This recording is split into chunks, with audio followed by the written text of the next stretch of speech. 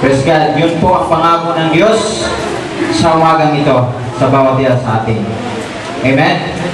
Hallelujah. At bagong lahat ay binabati ko yung mga newcomers. Sino po dito yung newcomers? Brother Kinrich. Praise God. Pagpalain ka, kapatid. Nawa ang biyaya ng Diyos o ang regalong kaloob ng Diyos sa iyo ay magamit mo para sa kapurihan ng Panginoon. Amen. Amen. Pagpalain ka sapagkat ikaw ay insidente na ikaw makarating dito, kundi ang Diyos ang nagtalaga sa iyo para ang buhay mo ay talaga mo para sa Panginoon. Amen. Amen. So, sino pa yung newcomers?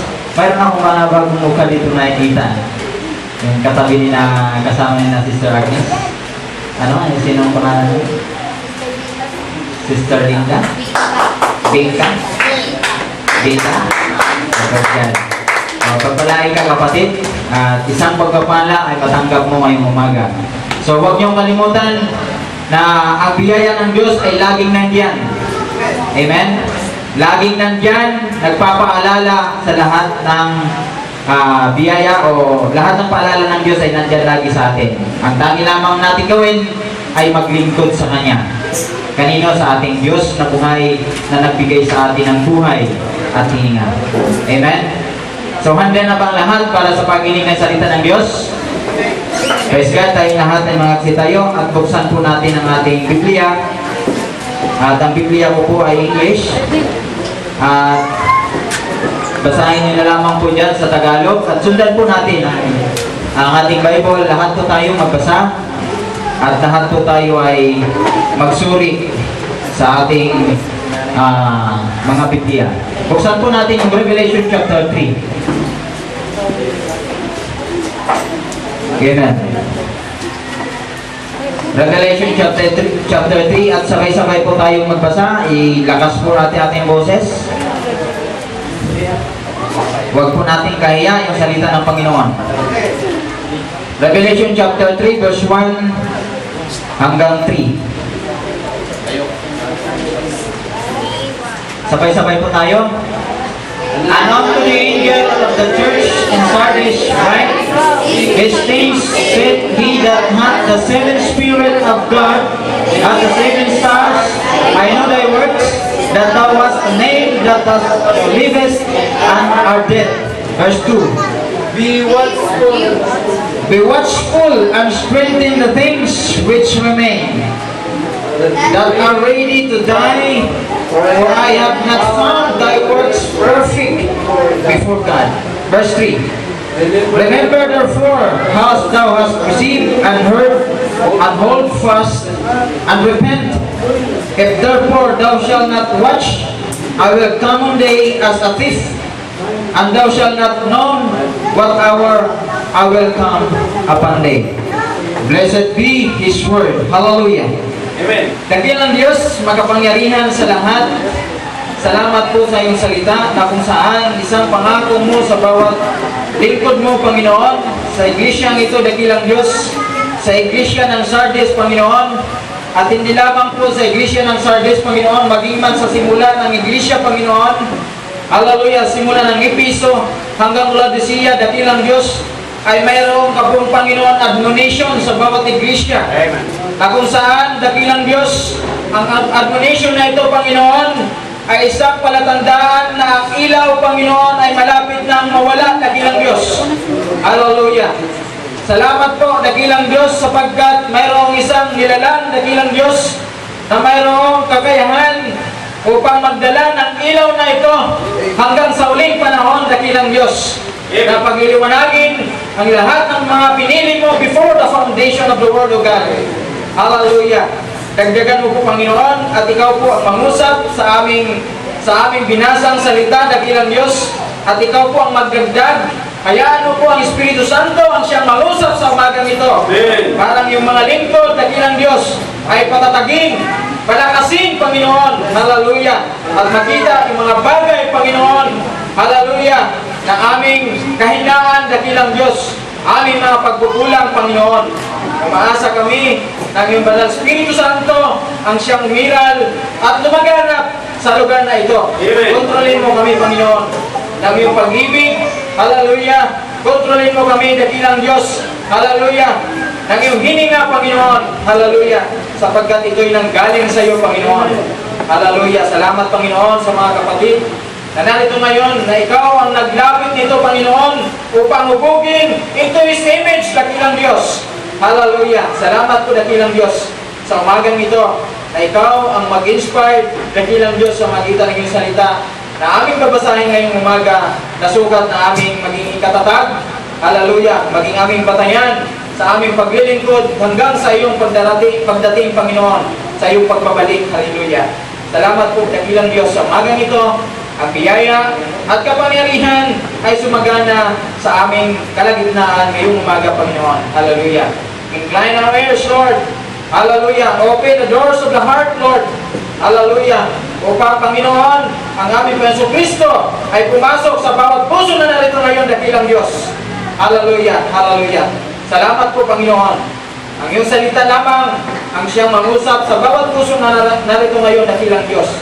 Ikaw po ang magpala at ikaw po ang maglagay ng iyong salita sa bawat puso narito ngayon upang sila, Panginoon, ang mapagpala at mabusog, Panginoon, ng iyong salita. Hallelujah. Salamat po, Panginoon. Ngayong umaga, pinabalik namin sa iyo at parangal, papuri at kadakilaan sa pangalan ng aming Panginoon Kristo, ang lahat ng magsabi ng Amen. Amen. Amen. Hallelujah. Praise God. Amen. So, napakaganda ay isang biyaya ng Diyos na inilagay sa kalagitnaan natin. At bago ang lahat, mga kapatid, dito sa ating binasa, mayroon lamang po akong isang patutuo. At itong patutuo ko ay isang realidad. At mayroong itong kaakibat doon sa physical at mayroong itong application din sa spiritual. Nung nag-transfer ako, kasi ang trabaho ko ay expediter sa pier, mayroong dumating doon na isang bulldozer, napakalaking bulldozer. Siguro itong ano natin, nakakalahati lang, itong iglesia natin, napakalaki. Katapos, ang susuro ng bulldozer ay isa lang forklift na maliit, no? Maliit lang. Sabi ko, paano kaya ito nila isusuruin? Paano kaya ito nila ibababa? Alam mo ba yung umano sa akin, bagamat hindi pa nila na ano yun, nandun nakaparada, 3 ang forklift na nakaparada. Paano nila ibababa yun? Ibig sabihin, mabigat, napakabigat yung bulldozer. Sabi ko, itong bulldozer na to, magkakaroon ng isip itong mga operator na kapwa sila magtutulungan doon sa bagay na yan. Kung paano nila ibaba. Ano ang ginawa nila? Pinabanti nila yung trailer at harapan sila. Harapan sila na nagpuhat at yung forklift, parang inano nila yung forklift. Ito yung bulldozer, yung forklift kabilaan. Kabilaan na isinuro, sandil inangat. Ibig sabihin, sa napakabigat na bulldozer ay kaya palang buhatin. Tulungan. Amen? So, tulungan. So, nagtulong yung dalawang forklift at inangat. Tapos pinabante yung trailer. Katapos, binaba, dahan-dahan. Yung isa yung nagpo-force, yung isa alalay. Pababa. No? Gaano kalaki at gaano ang biyaya ng Diyos ibinigay sa tao. Amen? Amen. Yun po ang wisdom na nilagay ng Diyos sa tao. Na ang mabigat ay kaya palang pag-anin. Amen? Nakita niyo yung ibig kong sabihin? Amen. Kaya nga sinabi ni Pablo na ang walang problema na hindi kayang solusyonan. Walang problema na dumating sa tao na hindi kaya ng tao. Amen? Ibig sabihin, pag binigay sa iyo ng problema, kaya mong solusyonan. Sino ang magsusolusyon? Ikaw mismo ang magsusolusyon. Sapagkat ang wisdom ng Diyos ay inilagay sa iyo. Amen? Kung hindi mo alam, ano ang provision ng Diyos? Amen? Sabi sa Proverbs 13:14, pababa, ang sabi niya, kailangan mong may counselor. Amen? Sapagkat ang counselor, siya ang inilagay ng Diyos na wisdom para ang iyong problema ay pag-aanin. Amen? Sino dito mayroong problema? Amen. Lahat tayo mayroong problema.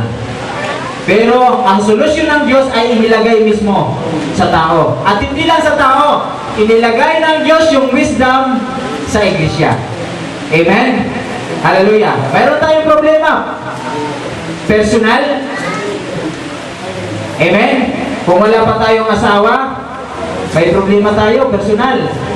Namang problema tayo kung paano tayo makapag-asawa. Amen? Pagdating doon sa mag-asawa, namang problema tayo. Amen? Dalawa ang pinoproblema ng mag-asawa.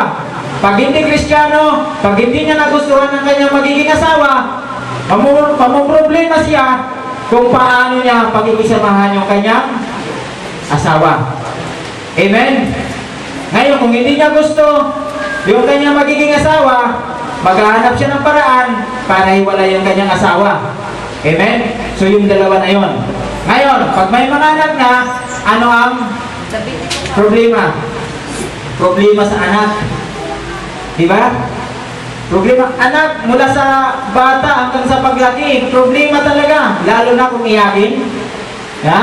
Katapos buryongon pa. Sabi sa, sa Bisaya, buryongon. Ano yung ibig sabihin ng buryongon? Buntugon. Bugnotin. Ayan. Kasi sa amin, buntugon. Buntugon yung tawag sa amin, Bisaya. Sino may Bisaya dito? Ayan. So, mabubugnutin ka. Yan ang problema. Paano? Kung ikaw ay pastor ng iglesia, dito na sa Progressive Ministry, problema mo yung iglesia. Bakit? Paano kung yung mga membro ay ayaw sumunod sa'yo? Ay problema talaga yon, mga kapatid. Diba? Kaya nga sinabi ni Pablo sa Episo, chapter 4, every joint supplied. Amen? Kasi yan ang ibinigay ng Diyos na wisdom para doon sa lahat. Amen? Kaya nga, ang pamagat ko ngayong umaga ay dito sa Revelation chapter 3, the seven spirit of God to the seven star. The seven spirit of God to the seven stars. Alam naman natin mga kapatid, na ang Espiritu ng Diyos ay mangungusap sa bawat panahon ng iglesia. At ito din ay nakapaloob sa seven church age. Hallelujah. So, Revelation chapter 3, verse 1. The seven spirit to the seven star.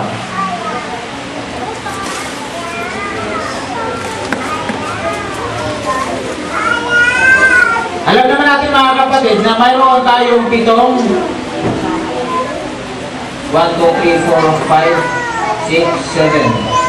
At ito ang Episo, Smyrna, Pergamo, Thyatira, Sardis, Philadelphia, Laodicea. So sa bawat panahon ay mayroon siyang star.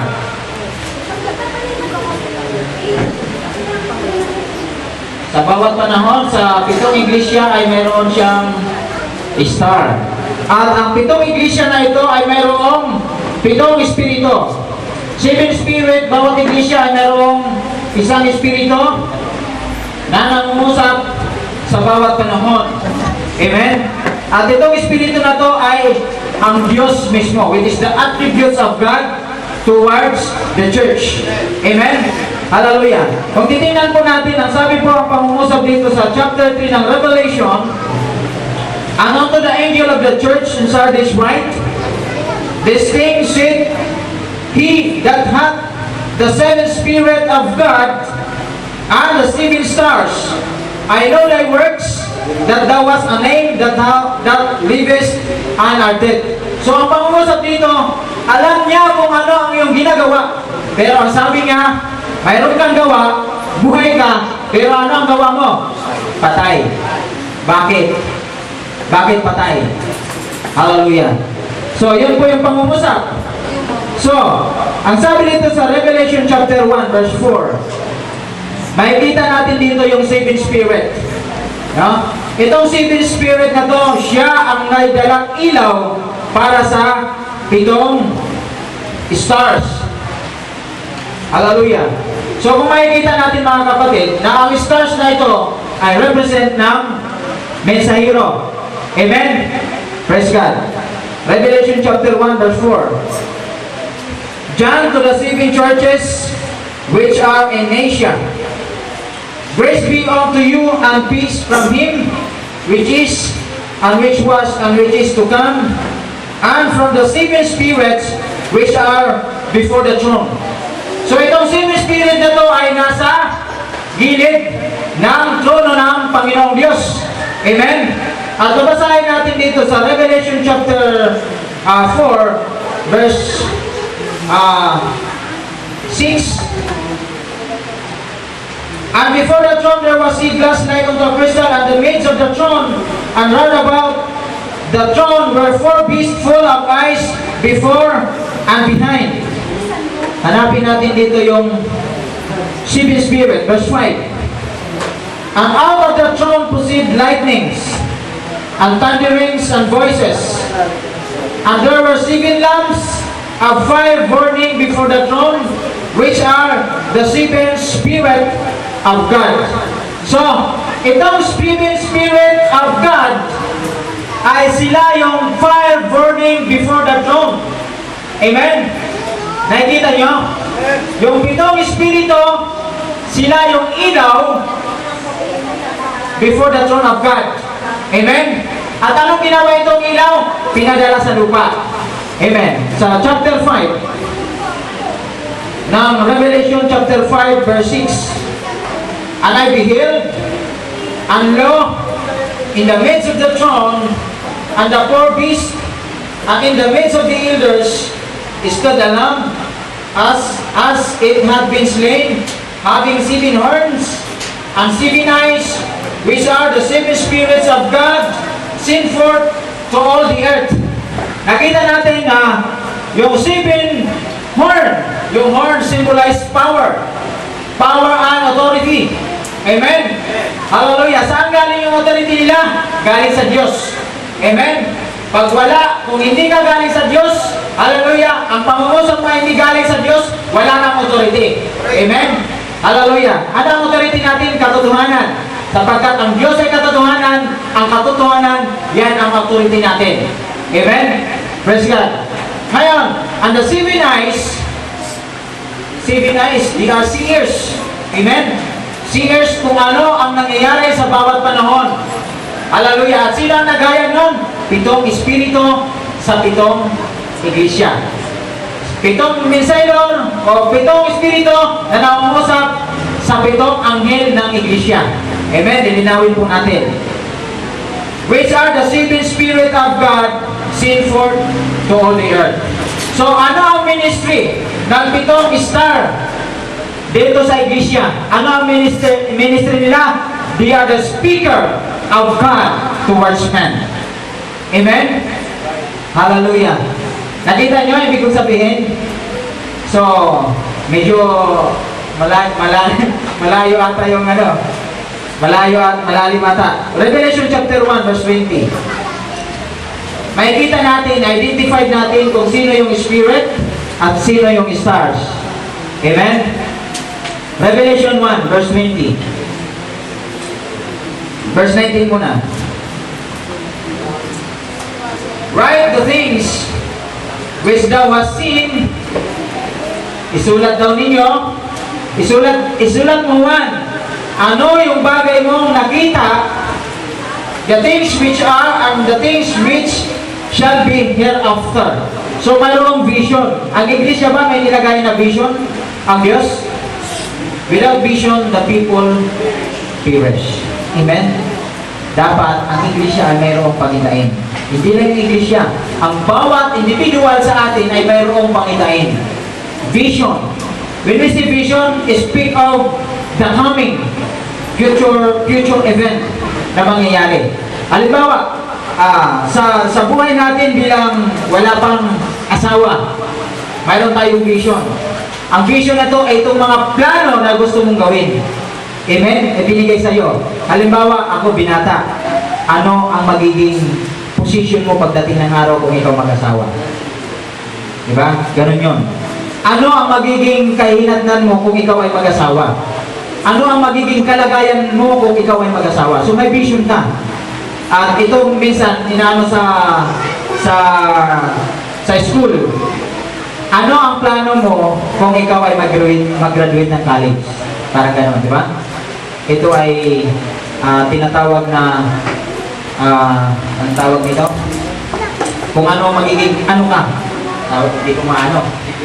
O, degree. Halimbawa, kung ano yung plano mo, ano yung kurso mo na gusto mong kunin. Bakit tinatanong yan? Para yun ang magiging lakaran mo. Kasi kung hindi ka makasagot kung ano lalakarin mo, gaganyan-ganyan yung buhay mo. Pag sinabi mo na, ako magiging sundalo, lahat ng akto mo, lahat ng kilos mo ay parang sundalo. Pag sinabi mo na ikaw ay magiging guro, lahat ng gusto mo ay parang guro na teacher yung ina-achieve mo. Ngayon, pag sinabi mo na ikaw ay magiging pastor, ayan, napakagandang profession. Alam mo ba yung magiging pastor is the higher level, the higher position in this planet Earth. Alam nyo ba? So yun, ganun yun. Nakikita nyo, mga bata, kailangan nyo yung plano ninyo ay may lagay doon sa plano ng Panginoon. Amen? Amen? Hallelujah. Ano ang plano ninyo? Gusto ko maglingkod sa Panginoon. Amen? Ano yung purpose? Ano ang purpose? Bakit ka maglilingkod sa Panginoon? Isa lang yan na pundasyon na inilagay ng Diyos sa inyo, mga kapatid.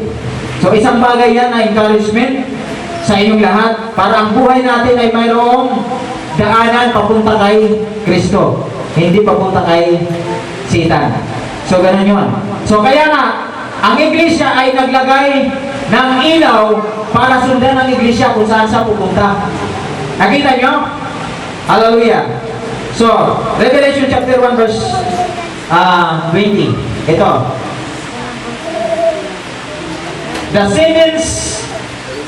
The mystery of the seven star which thou sawest in my right hand, and the seven golden candlestick. The seven stars are the angels of the seven churches. And the seven candlesticks which thou sawest are the seven churches. Yun na po yung linawin ko kanina. Ito yung Efeso, Smyrna, Pergamo, Thyatira, Sardis, Philadelphia, at Laodicea. Ito yung 7 iglesia sa Asia Minor. Nakita nyo? At bawat iglesia ay may 7 stars. Ang stars na to ay represent ng angel. Ang angel na to ay messenger sa bawat panahon. Amen? At itong angel na to ay mayroong nag-reveal sa kanya na 7 Spirit of God na kung saan kung ano ang kanyang gagawin. Ano ang kanyang sasabihin sa iglesia. 7 Spirit before the throne of God. So, ang binuksan natin ay narito tayo sa Sardis. Itong Sardis na to. Narito tayo sa Sardis. Amen? At itong iglesia ng Sardis, sino yung mensahero dito sa Sardis? Sino yung mensahero sa Sardis? Luther. Pero ang sabi ni Brother Branham, si Luther ay hindi siya prophet. He was the reformers. Amen? So, he was the prophet. He was not a prophet, but he was the star messenger to the Sardis. Amen? So, kung makikita natin mga kapatid, dito sa Sardis na binuksan natin, si Martin Luther ay siya yung angel messenger dito sa Sardis. So, ano ang ibig sabihin ng Sardis? Ang ibig sabihin ng Sardis ay skip 1. Ano ba yung skip 1? Pagtakas. No? Skip 1. Tayo ba ay nakalabas? Amen. Tayo ba ay naka-skip? Amen. Ha? Amen? Amen. Hindi pa rin, mga kapatid. Sasabihin natin nakalabas na tayo, tingnan natin sarili natin na nakalabas na tayo. Amen? Hindi ka pa rin nakalabas. Although nakalabas ka na, spiritual, pero doon ginagawa natin, hindi pa tayo nakalabas dito sa iglesia. Bakit? Yung iglesia nandyan pa, hindi pa kinukuha ni Kristo. Amen? Mayroon tayong spiritual na tinatawag na skip. Pero, bilang lang sa kamay, yung nakatakas dyan. Amen? Hallelujah. Babasahin natin mamaya. Okay? Kung ikaw ay naka-skip na, dapat wala na yung seven spirit before the throne of God sa iyo. Amen? Hindi na siya nangungusap dyan in the outward appearance. Bagkus ikaw na maging dapat, ikaw na ang ilaw dapat doon sa bagay na yan. Amen? So, basahin natin. Ulitin ko. Revelation chapter 3.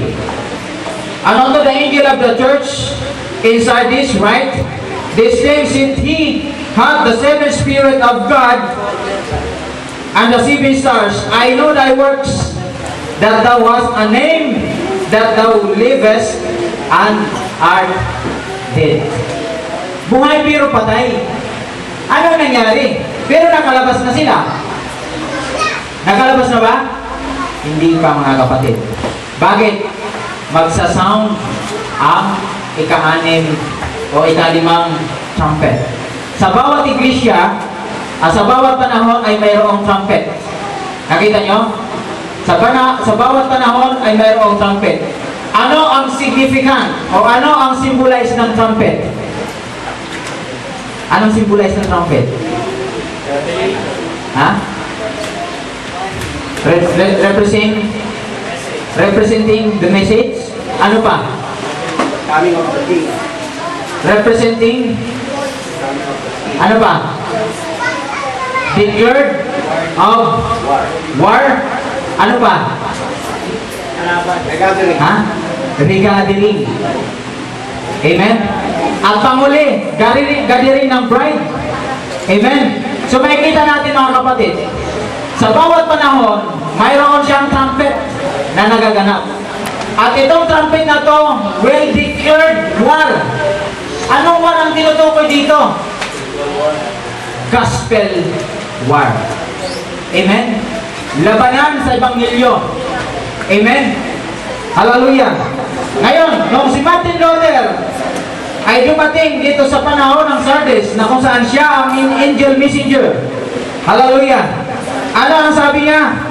Sa verse 2, sabi niya, be watchful. Ito yung admonition niya sa iglesia ng Sardis.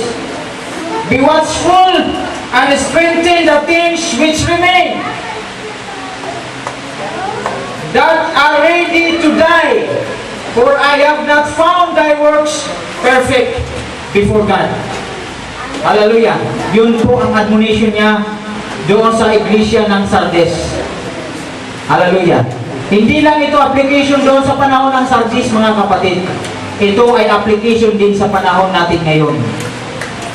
Agree kayo? Hallelujah. Akala natin nandun lang sa Sardis.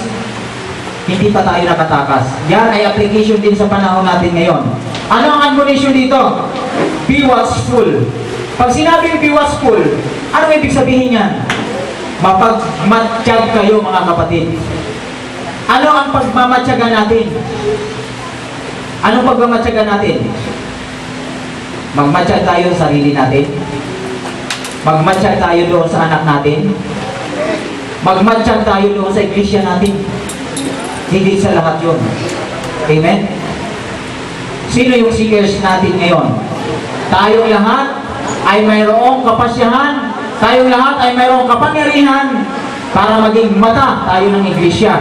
Mata tayo sa sarili, mata tayo doon sa mga anak natin. Amen?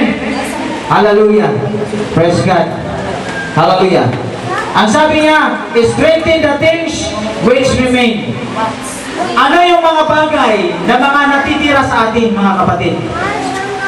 Ano yung bagay na natitira sa atin? Hello? Pwede kayo sumagot, participation. Ano yung mga bagay na natitira sa atin na dapat nating patatagin, palakasin? Ha? Pananampalataya. Pananampalataya, isa yun.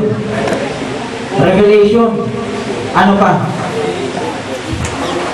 Yung katotohanan na natanggap natin, doon natin pag-ingatan maigi. Hallelujah. Bakit? Darating yung araw, yung ginagawa natin na ganitong gawain, hindi na natin masusumpungan yan, mga kapatid. Amen? Kaya sinabi dito ng church ng Sardis, patatagin ninyo yung mga bagay na natitira sa inyo, sa atin, mga anak natin. Kung habang sumusunod pa sila, patatagin natin yung anak natin. Pero, pag yan ay nahikulagpos na at nagkaroon na ng sarili niyang kapasyahan, wala na tayong kakayahan para kontrolin sila. Amen? Isa yan sa dapat nating bantayan, mga kapatid. Hallelujah. Bantayan natin ating sarili, bantayan natin yung ating anak habang may panahon pa, habang may oras pa na natitira. Sapagkat kung sila, ang kanilang kaisipan at ang kanilang desire ay mapunta na sa kamunduhan, hindi mo na kayang kontrolin yan, kapatid. Hindi mo na kayang kontrolin yan. Praise God. So, dati, maganda yung paninindigan sapagkat yung pahayag ng Panginoon ay nilagay sa atin. Ang akala ko sa anak ko ay hindi ko ilalagay sa eskwelahan. Pero may mensahe ang Panginoon. Praise God. Hindi pinahintulutan ng Diyos na hindi pinahintulutan ni Satanas na hindi makuha niya kaunti yung kanyang mga pinili. No? Conquer tayo. Wala tayong mapaglagyan. Bakit? Gustuhin man natin na ang ating mga anak ay hindi mapunta sa school, papasok pa rin sa school kasi yan ang requirements. Kung gusto natin mapunta sa PAPT, may PAPT tayo ngayon, di ba? Kung gusto natin mag-PAPT at ma-skip natin ating mga anak doon sa worldly thing, kailangan mo pa rin pumasok sa school. Bakit? Requirements ng PAPT na mag-undergo siya ng school. So ano ba kailangan natin gawin? Yung anak natin ay undergo muna ng school, and then pagdating araw, kung malaki na yung kanyang yung edad, kung malaki na yung edad niya, yun na, kaya mo nang i-elevate doon sa tinatawag na PAPT. Ano may ibig sabihin ng PAPT, Baraminan? Patanyagan. PAPT, yan. Nung nag-inquire ako, ang qualified pala ng PAPT ay yung mataas na edad at hindi na angkop doon sa level ng grade. Hindi na angkop doon sa level ng grado ng Ngayon, kung ikaw ay 30 anyos na at hindi ka pa nakaranas ng grade 2, grade 5, pwede ka mag-PAPT, qualified yun, kahit hindi ka na mag-school. Bibigyan ka lang ng curriculum. Ngayon, kung ang edad mo ay 15 at hindi ka pa nakaranas ng grade 1, automatic sa PAPT ka na. Ngayon, kung ang edad mo ay grade 6 na taon at gusto mo na mag-grade 2, grade 1 ay hindi pumapayag yung PAPT. Kailangan mag-undergo ka ng grade 1. So, yun po yung requirements. So, tayo, habang nag-school yung anak natin, anong dapat natin gawin? Tuloy pa rin yung training ng anak natin. Hindi pa rin dapat maputol yun. Bakit? Mayroong mensahe. Hallelujah. Hindi dapat na yung school ay maging access para hindi ka na magpatuloy doon sa training mo. Amen? So yun. Ano ang pangungusap dito? Patatagin. No? Patatagin yung mga bagay na natitira sa iyo. Hallelujah. Strengthen the things which remain that ready to die. I have not found thy works perfect before God. So yun po yung admonition. Wala siyang nakitang sakdal sa harapan ng Panginoon. Tayong lahat ay kabilang dito. Hindi tayo sakdal sa harapan ng Panginoon. Suriin natin ating sarili, mga kapatid. Kabilang po ako ron. Ang tangi lamang po natin gawin ay magpasakop tayo doon sa kalooban ng Panginoon. Yun lamang ang pwede natin gawin. Hallelujah. Praise God. So, ulitin ko rito. Remember, sabi niya sa verse 3, remember therefore, as thou hast received, and heard, and hold fast. And repent, if therefore thou shalt not watch, I will come unto thee as a thief, and thou shalt not know that the hour I will come upon thee. Tingnan natin mga kapatid. Mayroon tayong mensahe. Ang Diyos sa magitan ng pitong espiritu ay nangusap sa magitan ng anghel, which is the messenger of the church. Ang admonition niya, sabi niya, panghawakan mong mabuti kung ano ang iyong natanggap at narinig. Ano ang narinig sa panahon ni Martin Luther? Kailangan lang ang tao ay sumampalataya sa Diyos at maging ganap siya na doon sa harapan ng Diyos. The just shall live by faith. Ang sabi niya. Ano mensahe ni Martin Luther? The just shall live by faith, not by indulgency. Hindi lamang doon sa panalangin, prayer. Ang sabi ni Martin Luther doon sa kanyang kapanahunan, manampalataya ka, ligtas ka na, sapagkat yan ang mensahe sa kanyang panahon. At in-inject niya ito doon sa mga sumusunod sa kanya. Anong sinasabi doon sa mga sumusunod sa kanya? Ang sabi niya, manampalataya ka ay ikaw ay ligtas. Kahit mapugutan ka ng ulo, manampalataya ka, ligtas ka. Ganon ang kalagayan nila roon. Amen? Ganon ang paninindigan niya. Hallelujah. Ngayon, anong ginawa ni Martin Luther? Bagamat siya ay pinipersecute, hallelujah, anong ginawa niya? Ang tapang ay naroon sa kanya. Amen? Revelation 1:5. Kailangan lamang magkaroon ng pananampalataya at yun ang kapangyarihan mayroon si Martin Luther sa kapanahonan niya. Amen? Yun ang pinanawakan niya, mga kapatid. At nagkaroon ng reform. At tinatawag ito mga kapatid na reformer. The age of the Reformation, si Martin Luther. Hallelujah. At anong ginawa niya? Isinulat niya ang mga bagay na mali kung ano ang itinuturo ng iglesia. Nakita nyo? Nakita nyo? Ibig sabihin, mayroong pagsusulat. Isulat ninyo kung anong mga mali. Hallelujah. Itutuwid ng Diyos yan. Ang mga taong sumusunod sa panahon nila, sila ay nakalabas. Naka-escape. Hallelujah. Ligtas sila mga kapatid. Amen? Hallelujah. Praise God. So ano ang nangyari? Dumating yung panahon na sinabi niya sa verse 4, there was a few names even in Sardis which have not defiled their garments. Sino po yung hindi na-defile yung garments nila? Yung mga taong sumunod doon sa mensahe ni Martin Luther. Amen? Hallelujah. Which are not defiled their garments, and they shall walk with me in white, for they are worthy. Hallelujah. Ang sumunod doon sa kanyang mensahe, sila ang karapat-dapat na sumunod at tumawak ng ilaw sa kanilang kapanahunan. Hallelujah. And then, patapos na yung ilaw na yun patapos na, mga kapatid. Dumating ang panahon ng Philadelphia at ito na yung kapanahunan ni Wesley. Anong nangyari dyan? Kailangan magkaroon ng kabanalan. Amen? Tingnan natin mga kapatid. Sabi nga sa chapter 3 verse 7, unto the angel of the church in Philadelphia write, the same said, he that is holy, he that is true, he that hath the key of David, he that openeth, and no man shutteth, and no man openeth. So, yung holiness at yung gospel na sinimulan ni Martin Luther ay nag-spread out towards the world. Amen? At yun ang naging open door ng iglesia na magkaroon ng ganitong gawain. Bakit? Nung nagkaroon ng Dark Ages, hindi na pinahintulutan na magkaroon ng ganitong revival. Tinatawag nito nung great Reformation sa time nila noong 1798. Wala pong doon po nagsimula yung Great Revival. Amen? Hallelujah. At hanggang sa dumating sa panahon ni Brother Branham, ang revival ay dumating sa panahon natin ngayon.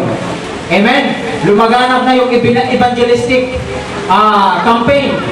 Yun po hanggang sa panahon natin ngayon. Pero, yan ay gawa ng Diyos. Amen? Hallelujah! Na isagdan niya yung iglesia at mga takas doon sa ginagawa ng evil sa panahon natin ngayon. Hallelujah!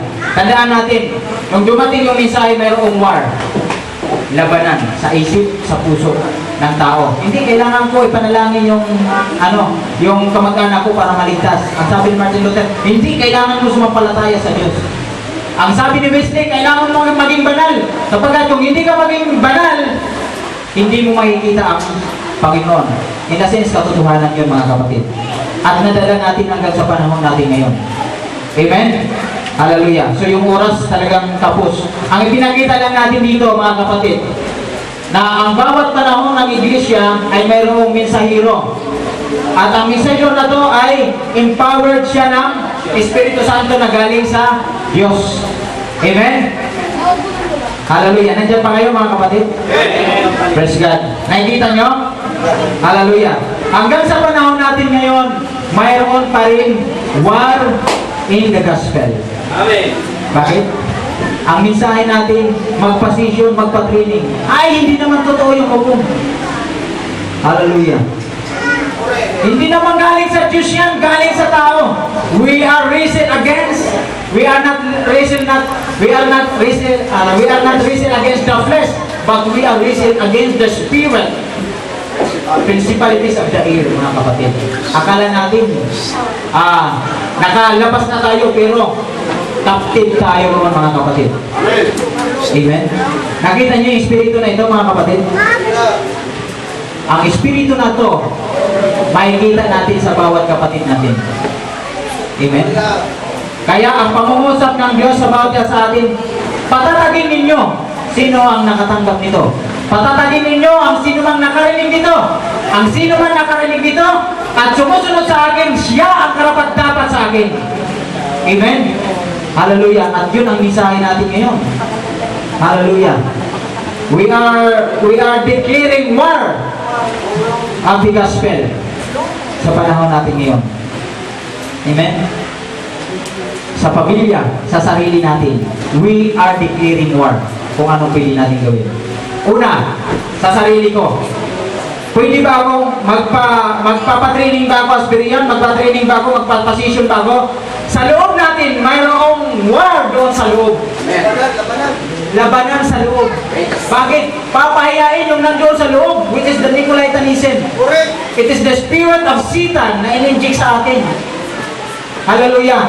Tatandaan natin mga kapatid, binigay yung Key of David sa atin. Ano yung Key of David na yun?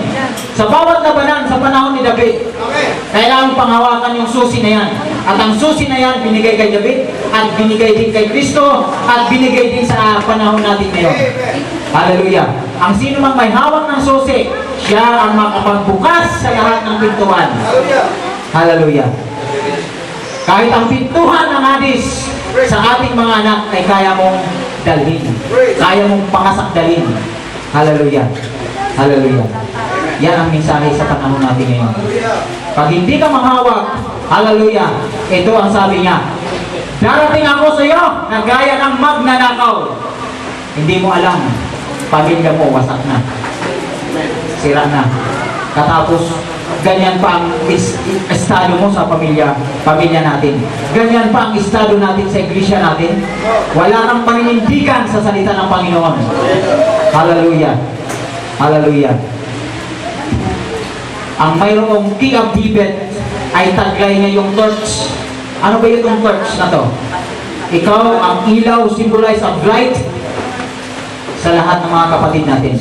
Tayo lahat, dito involved, mga tawag nito, young people. Young people na kung saan sila ay tinitraining, kayo ay mayroong Key of David sa kapwa ninyo young people. Amen? Tayo mga babae, lalaki, elders of the church, you have the Key of David. Amen? Hallelujah. Hallelujah. Ano ang purpose nito? Para i-conform tayo doon sa imahe ng Panginoon. Siya ang magiging ilaw para ikaw ay hubugin para dalhin doon sa imahe ng Panginoon. Bakit? Yung Spirit of God na lumalaganap dito sa panahon ng Laodicea ay siya din Espiritu na nangungusap sa fivefold ministry. Amen? Hallelujah! It is the gift of God towards the fivefold ministry. Ano ang purpose? To perfect the saints. Amen? Yun po yung ministry niya, mga kapatid. Hallelujah! Kaya nga, ang sabi ng Diyos sa atin, panghawakan ninyo, mga kapatid. Amen? Sa bawat panahon mayroong admonition. Sa bawat panahon mayroong review. Pero paano natin panghawakan yung review? Tayo ba ay alis? Skip one. Dalawang uri ng skip one. Tumakas doon sa Diyos o tumakas sa gawa ng diablo. Amen? Sino gusto maging sakdal sa Panginoon? Amen. Praise God. Tayong lahat ay nag-aasam na maging sakdal sa ating Panginoon. Amen? So last na babasahin ko, wala na daw akong oras. Ang oras ay alas 11. So 1 hour lang ako. So Romans chapter 8.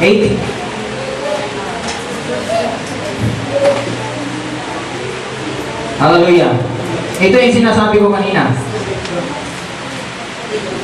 Verse 25 hanggang 29. Babasahin ko na lang po. For we are saved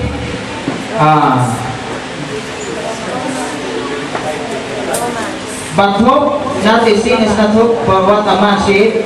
Why that he yet hope for? Verse 25. But if we hope for that we see not, and then do we with patience wait for it. Likewise, the Spirit also helpeth our infirmities. Yung Espiritu ang siyang tumutulong sa ating mga infirmities. For we know not what we should pray for as we ought, but the Spirit itself maketh intercession for us with groaning which cannot be uttered. So ito yung Espiritu na natanggap natin na nandun sa loob. Hallelujah. And he that searcheth the hearts knoweth what is the mind of the Spirit, because he maketh intercession for the saints according to the will of God. Ibig sabihin, ang bawat isa sa atin ay mayroong Espiritu na ngungusap sa bawat puso natin. Amen? Hallelujah. And we know that all things work together for good to them that love God, to them who are the called according to His purpose. For whom He did foreknow, He also did predestinate to be conformed to the image of His Son. Ito po yung ministry ng fivefold. Hallelujah! Para i-confirm. Hallelujah! Na maging larawan tayo sa kanyang anak. Kanyang anak, anak ng Diyos. Kundi ang ating Panginoon Kristo, that He might be the firstborn among many brethren. Moreover, whom He did predestinate, them He also called, and whom He are called, them who also justified, and whom He justified, them also we glorified. Ito yung process of salvation, mga kapatid. At sino ang may dala nito? Yung 7 mensaydor ng iglesia at 7 espiritu na nangusap sa 7 anghel sa iglesia. Amen? Nakita natin? Sila ang maghuhubog sa bawat pusong tinawag ng Panginoon. Amen? Hallelujah. Anong hinuhubog natin? Hinuhubog sa atin? Yung puso natin. Hallelujah. Tumanggap tayo ng revelation, pahayag. Yung pahayag na yon, siya ang liwanag at tungtungan natin. Pag hindi tayo tumungtong doon sa liwanag, saan tayo tumutungtong? Saan tayo tumutungtong? Siyempre sa kadiliman. Pag dumating yung liwanag, aalis ang dilim. Ang liwanag yun nandoon sa loob. Amen, mga kapatid? So ano ang liwanag sa panahon natin ngayon? Sa bawat pangungusap ng mga mensaydor dito, ang liwanag ay yung progressive ministry na natanggap natin, which is the home ministry na ipiperfect sa ating panahon ngayon. Hallelujah. At ito din ang sinasabi ni Brother Branham na magkaroon ng great revival. Amen? Pag tayong lahat ay umabot na doon sa pagka-Berean level. Amen? Pag lahat tayo Berean, magkakaroon tayo ng revival. Bakit? Hindi lang ang sarili natin yung aasikasuhin natin, kundi yung kapwa, kapatid ay aasikasuhin natin. Amen? Hallelujah. Hindi nawala sa iglesia. Ito, hindi nawala sa iglesia ang magkaroon ng against doon sa Word of God. Against doon sa mensahe. Amen? Bakit? Yung dalawang binhi, hinayaan niya na tumubo. At darating yung araw, magkakaroon ng anihan, makikita mo, pamilya mo, inaani na. Nakikita niyo yun? Iba yung pag-ani doon sa imahe ng Panginoon at dadalhin doon sa kaban. At iba yung pag-ani ng Diyos sapagkat inilalabas siya sa iglesia. Amen? Yung mga nasa loob na itinanim ng Diyos ay inaani. Sino yung mga inaani? Yung mga walang binhi ng Diyos. Yan ay inilalabas ng Panginoon. Amen? Hallelujah. Kaya nga yung panahon ng Sardis ay skip one. Ang skip one, ang iglesia ng Diyos ay nilalabas doon sa makamundong gawa ng Panginoon. Amen? Hallelujah. Sino ba dito nakalabas? Amen. Dapat nakalabas na doon sa gawa ng kamunduhan. Amen? Yung people, mga nanay, mga tatay, TV ministers, dapat makalabas tayo doon sa panganak ng kaway. Amen? Hallelujah. Sasabihin natin na wala, hindi pa tayo nakalabas na tayo. Pero tandaan mo, yung ginagawa mo, hindi ka pa rin nakalabas. Ang habol natin, makikita naman natin sa mga kilos natin, yung habol natin, kung ano yung nangyayari dito sa mundo natin. Kung ano ang design ng mga mundo. Basketball. Ayan, babanggitin ko na yung TV. Basketball. Yun ang hilig natin. Imbis na i-training natin yung panahon natin doon sa anak natin, nilalagay natin yung panahon doon. Amen? Ibig sabihin, yung ilawan ng Panginoon ay hindi mo hawak. Amen? Hindi mo hawak yung ilawan ng Panginoon. Yung torch na yan, mga kapatid. Pag ikaw ay lumabas na doon at ikaw ay nanghawak na doon, you are already against doon sa Word of God, doon sa mensahe ng Panginoon. Amen? Hallelujah. Sana, mga kapatid, ay nakatulong at nakapagbigay ako sa inyo ng katatagan at pinakita ko lang sa inyo, mga kapatid, kung ano yung work ng Espiritu ng devil sa panahon natin ngayon at yung work ng Espiritu sa panahon natin ngayon.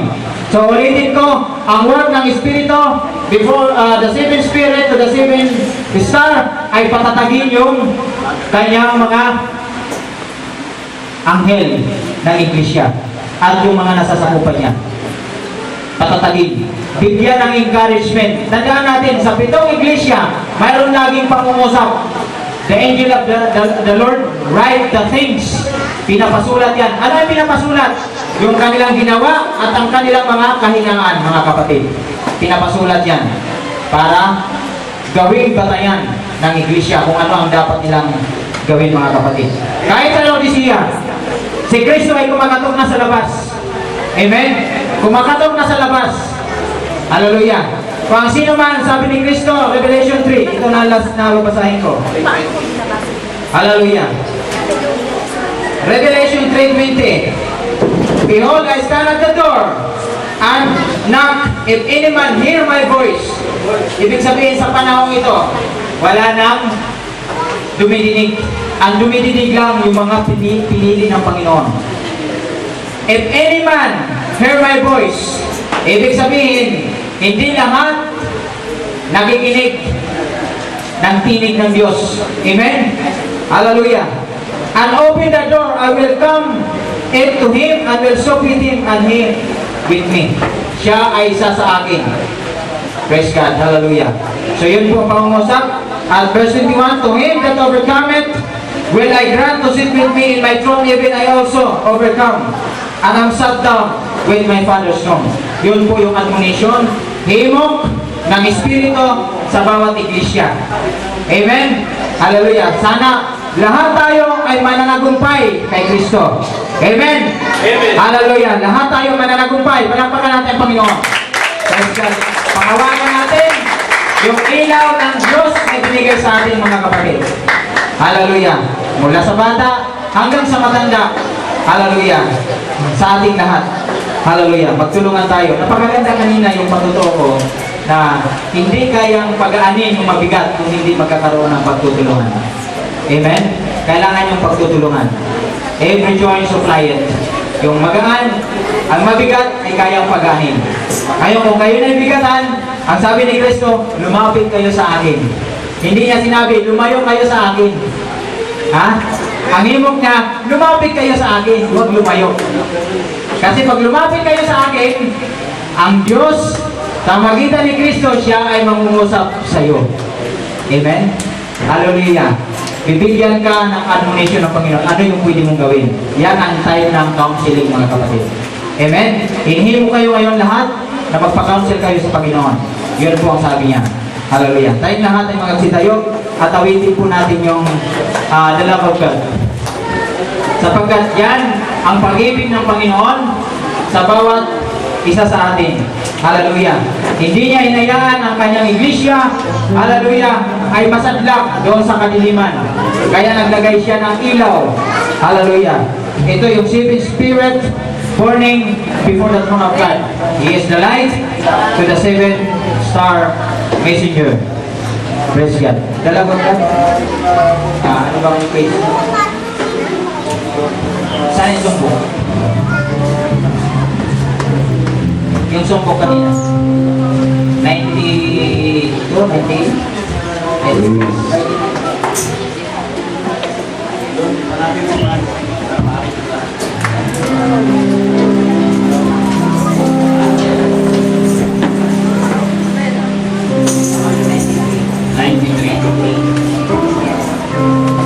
Praise God, nawitin natin lahat, mga kapatid.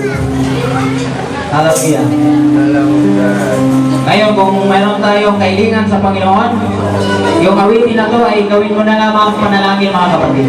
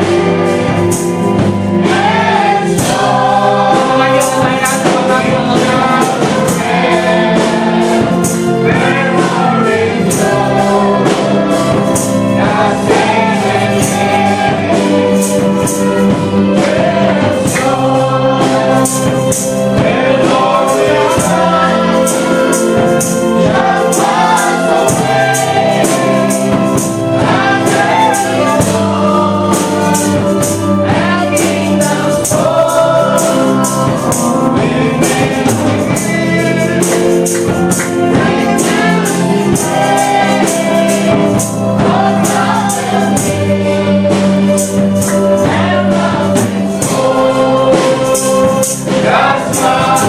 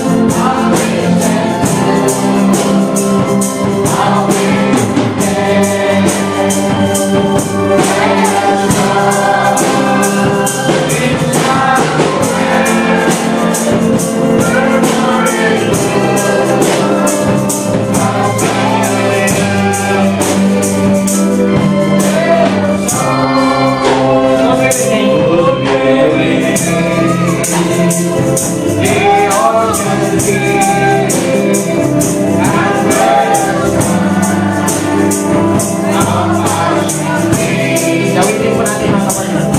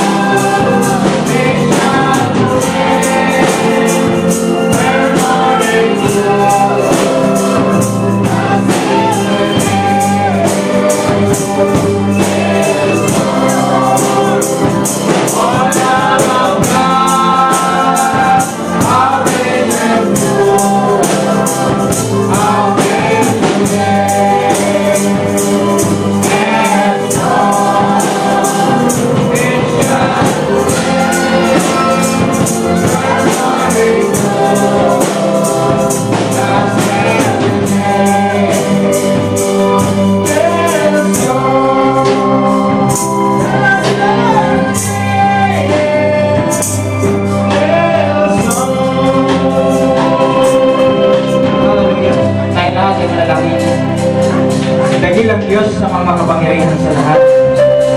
Salamat po, Panginoon, sa iyong Espiritu Santo, Panginoon, na kung saan siya ang nagbigay sa amin, dakilang Diyos, ng admonition, pangungusap na kung saan